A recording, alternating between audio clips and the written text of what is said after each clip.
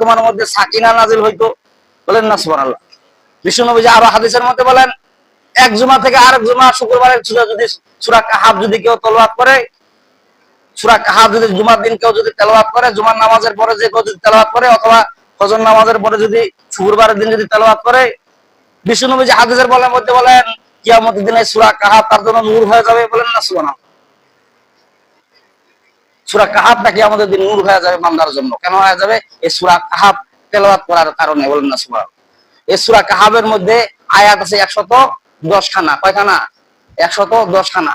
কোরআন শরীফের মধ্যে আল্লাহ 114 খানা সূরা নাযিল করেছেন। তার মধ্যে বলা হয়েছে যে আলহামদুলিল্লাহ দিয়া প্রশংসা দিয়া 5টা সূরাকে আল্লাহ প্রথমে পর্যায়ে নাযিল করেছেন, বলেন না সুবহানাল্লাহ। এক নাম্বার হলো সূরা ফাতিহার শুরুতে আলহামদু আছে। 2 নাম্বার হলো আনআমের শুরুতে আলহামদু আছে। তারপর 3 নাম্বার হলো সূরা ফাতিরের শুরুতে আছে। 4 নাম্বার হলো সূরা সাবার শুরুতে আছে। আর 5 নাম্বার হলো সূরা কাহাফের শুরুতে আলহামদুলিল্লাহ আল্লাহ প্রশংসা দিয়া বলে নাযিল করেছেন, বলেন না সুবহানাল্লাহ। তো মক্কার কাফেররা কেমন ছিল? মক্কার কুরার বংশের কাফেররা রাতের অন্ধকারে বিশ্ব নবীজিকে মারার জন্য পায়তারা করলো। কেন পায়তারা করলো? বিশ্ব নবীজি যখন কোরআনের কথা বললেন না, হক কথা বললেন না, তখন কোনো সমস্যা নাই। আর যখন নাকি বিশ্ব নবীজির কোরআন নাজিল হয়ে গেল, যখন আল্লাহ পাক বললেন হে রাসূল, ইয়া আইয়ুহার রাসূল বাল্লিগ মা উনজিলা ইলাইকা মির রাব্বিক ওয়া ইল্লাম তাফআল ফামা বাল্লাগতা রিসালাতাহু ওয়াল্লাহু ইয়াসিমুকা মিনান নাস ইন্নাল্লাহা লা ইয়াহদিল কওমাল কাফিরিন। আল্লাহু আকবার। আল্লাহ পাক বলেন হে রাসূল, আপনার প্রতি যে কোরআন নাজিল করা হয়েছে সেটা ন্যায়সঙ্গত কোরআন। এই কোরআনের কথা আপনি প্রচার করে দেন, আপনার উম্মতদেরকে প্রচার করে দেন, তাদেরকে সুদ ঘুষের কথা বলেন, হারাম হালালের বয়ান করেন। যখন নবীজি এই কথা বলা শুরু করে দিল, হারাম হালালের কথা যখন বয়ান করে দিল, যখন বলল সুদ খাওয়া হারাম, যখন হালাল পর্যায়ে বয়ান করা শুরু করে দিল, তখন মক্কার কাফের একটা সর্বনাশ। এতদিন এই পাখিরা চুপা ছিল তো ভালো হয়েছিল, এই পাখিরা এখন প্রচার করা শুরু করে দিয়ে দিয়েছে।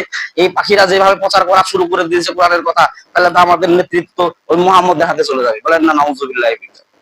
তারা এই ধারণা করলো যে আমাদের নেতামেগিরি, আমাদের দুনিয়া সব নেতৃত্ব ওই মুহাম্মদের হাতে চলে যাবে। কি করা যায়? মক্কার কুরাইশ বংশের কাফের আবু জেহেল, উদ্বা সাহেবারা তারা একটা যুক্তি করলো, একটা বৈঠক করে যুক্তি করলো যে মুহাম্মদকে আমরা ফজরের নামাজের পরে যখন কিয়া থেকে বাইর হবে, ঘর থেকে বাইর হবে, তোকে আমরা কতল করে ফেলব। এই ঘটনা হযরত আলী রাদিয়াল্লাহু তাআলা আনহু কানে গেলেন। আলী রাদিয়াল্লাহু তাআলা যুবক বান্দা ছিলেন, যুবক শ্রেণীর লোক ছিলেন। তিনি নবীজির কানে বললেন যে হুজুর, মক্কার কাফেররা, কুরাইশ বংশের কাফেররা তারা পায়তারা করছে, আপনাকে হত্যা করবে।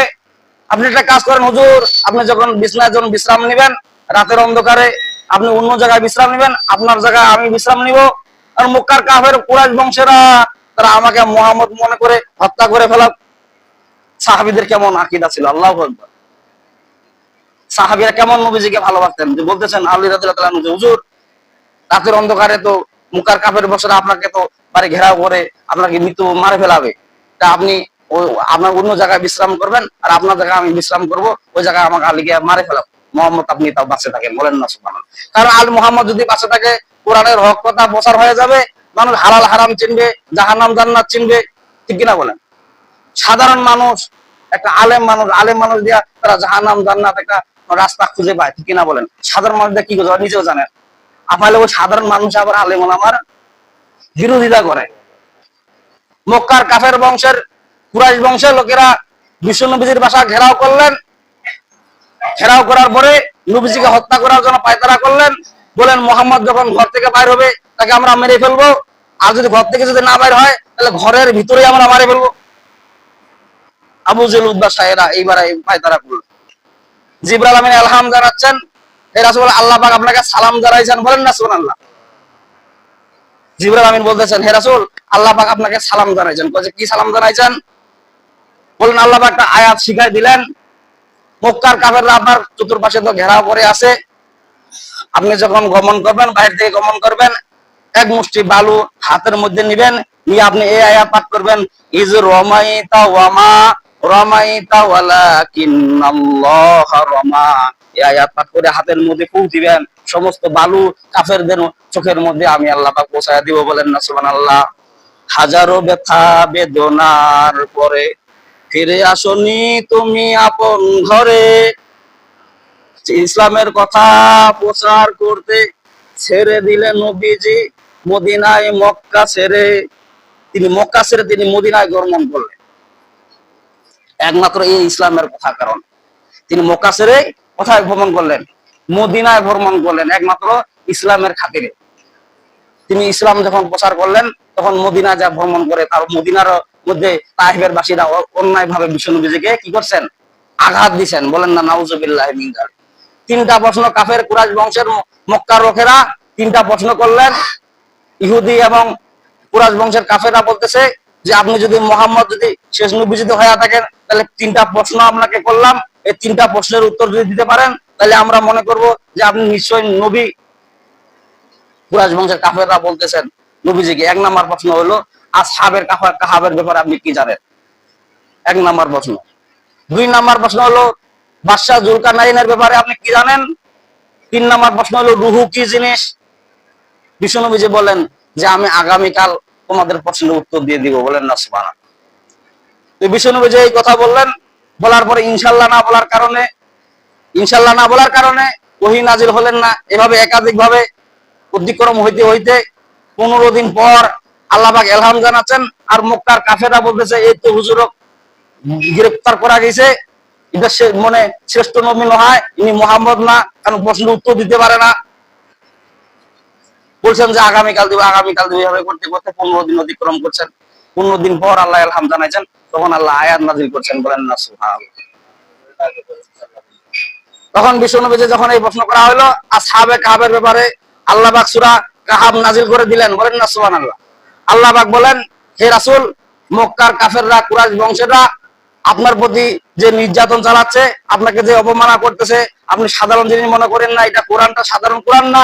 আপনি কেন মন খারাপ করতেছেন? আপনি কি জানেন আলহামদুলিল্লাহিল্লাযী আনজালা আলা আবদিহিল কিতাবা ওয়া লাম ইয়াজআল লাহু আওয়াজা। হে রাসূল আপনি শুনে নেন, আলহামদুলিল্লাহ সমস্ত প্রশংসা সেই মহান রব্বুল আলামিন আনজালা যিনি নাজিল করেছেন আলা আবদিহিল কিতাবা তার বান্দার প্রতি এমন একটা কিতাব ওয়ালা মিয়াজা আল্লাহু আওয়াজা তার মধ্যে কোনো বক্রতা নাই, বলেন না সুবহানাল্লাহ।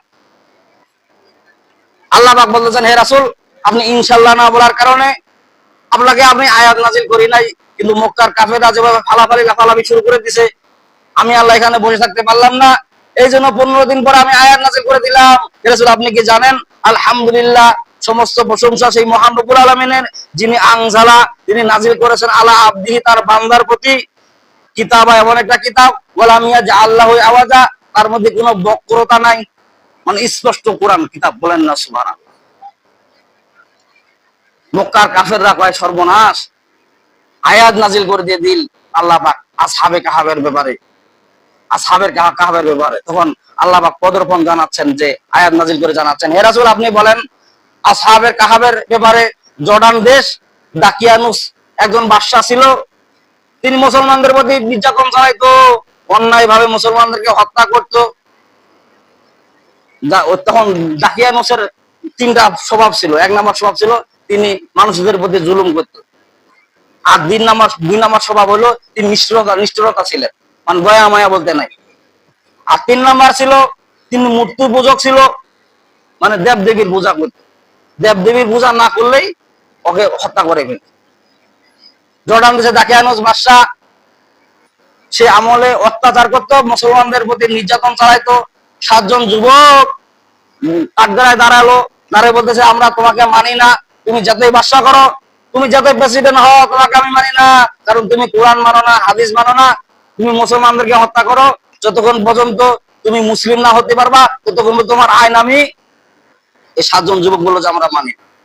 তখন এই 7 জন যুবকের প্রতি এই দাকিয়ানুস জুলুম করা শুরু করে দিয়ে দিল। এরকম জুলুম আছে না নাই বলেন দেখি প্রজা কর্মে? তখনকার জামানায় একজন হক্কার ইমামদার মসজিদের খতিব মসজিদের মধ্যে বয়ান করতেছেন, সুদ ঘুষের বয়ান করাকালীন করতে করতে হঠাৎ করে ওই এলাকার মসজিদের মধ্যে কেশিয়ার সাহেব যে শুকর, ইমাম খতিব সাহেব তার জানেন। আরো অন্যান্য লোক সুদ খায়, মসজিদেরও তো দায়িত্বে নিয়োজিত আছে, সুদ খায়। এই কথা যখন মসজিদের মধ্যে যখন বয়ান শুরু করা শুরু হলেন, সুদের বিরুদ্ধে যখন বয়ান শুরু করে দিলেন, ওই খতিব সাহেব একটা ছোট একটা মাদ্রাসা চালায় আর মসজিদে খতিবগিরি করে। যখন এইভাবে ওই ইমাম যখন মসজিদের মধ্যে বক্তব্য দিলেন, সুদের বয়ান দেয়, এখন ওই মসজিদের কেশিয়ার আর আশেপাশের যারা মসজিদ দায়িত্ব, ওরা কিন্তু সুদ খায়, এইটা ইমাম সাহেব তারা জানে না, এইভাবে চূড়ান্ত বয়ান শুরু করে দিল। হঠাৎ করে ওই মসজিদের কমিটি, সভাপতি, কেশিয়ার এরা চক্রান্ত করতেছে যে ইমাম সাহেব কেমন করে বাইর করে দেওয়া যায় মসজিদে। বলছে কেন? বলছে বাইর না করলে যেভাবে বক্তব্য দেওয়া শুরু করে দিয়ে দিছে, তাহলে তো আমাদের সুদ খাওয়া বন্ধ হয়ে যাবে, ঘুষ খাওয়া বন্ধ হয়ে যাবে, সুদ খাওয়া বন্ধ হয়ে যাবে। তাহলে কি করা যাবে? কেশিয়ার সাহেব বলতেছে একটা কাজ করা যায়। কবে কি কাজ? বলছে আমি খাটের মধ্যে মরার ভান করে থাকবো, আপনারা ঘাড়ে করে নিয়ে যাবেন, বলবেন যে ইমাম সাহেব যে জি, বলছে এক লোক মারা গেছে, আপনার জানাজা পড়ায় দেবে, মসজিদের কেশিয়ার সাহেব মারা গেছে, আপনার জানাজা পড়ায় দেবে, তাই নাকি কি? আর জানাজা পড়ার শেষে যখন আপনি সচেতন হয়ে উঠবেন, তখন বলবেন যে জীবিত লোকে জানাজা কেন পড়াইলেন, আপনার চাকরি নয়। বলছে জীবিত লোকের জানাজা কেন পড়াইছেন, এখানে আপনার চাকরি নয়।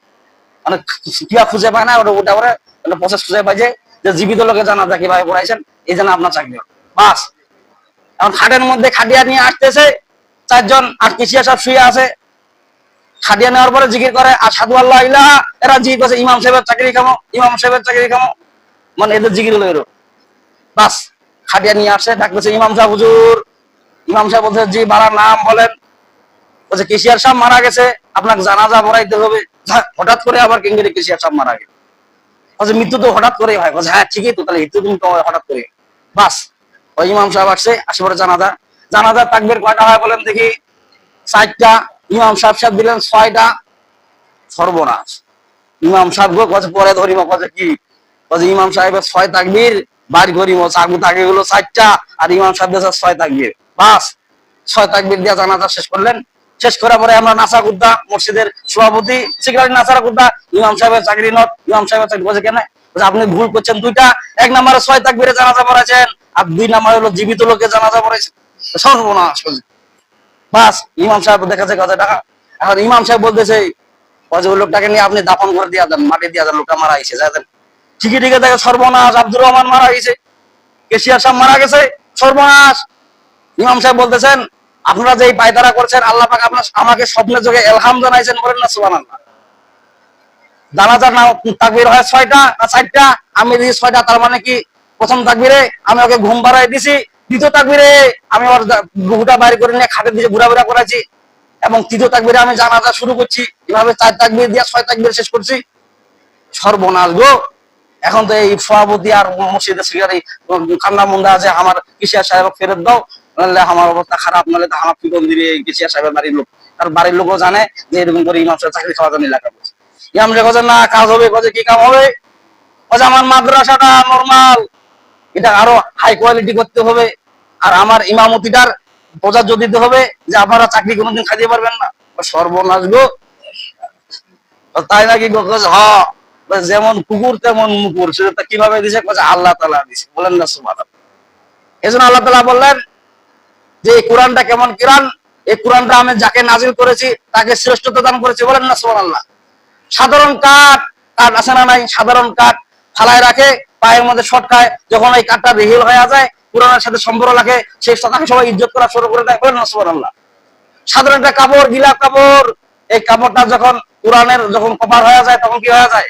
ওটাকে সবাই সম্মান দান করে। আল্লাহ এই কথা বলতেছেন, আলহামদুলিল্লাহিল্লাযী আনজালা আলা আবদিহিল কিতাবা ওয়া লাম ইয়াজআল লাহু আওয়াজা। আলহামদুলিল্লাহ, সমস্ত প্রশংসা সেই মহান রব্বুল আলামিনের জন্য। আনজালা, আনজালা আলা আবদিহি, যিনি নাজিল করেছেন তার বান্দার প্রতি, কিতাবা, এমন একটা কিতাব, ওয়া লাম ইয়াজআল লাহু আওয়াজা, তার মধ্যে কোনো বক্রতা নাই, বলেন না সুবহানাল্লাহ।